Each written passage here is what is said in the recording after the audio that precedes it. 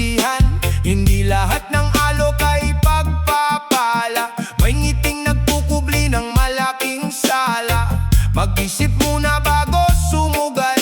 Bawat desisyon may katumbas na aral. Kapag nalilito, huwag kang bibigay. Ang tamang landas ay laging may gabay.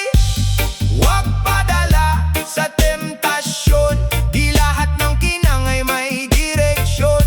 Piliin ang tama sa bawat dahilan.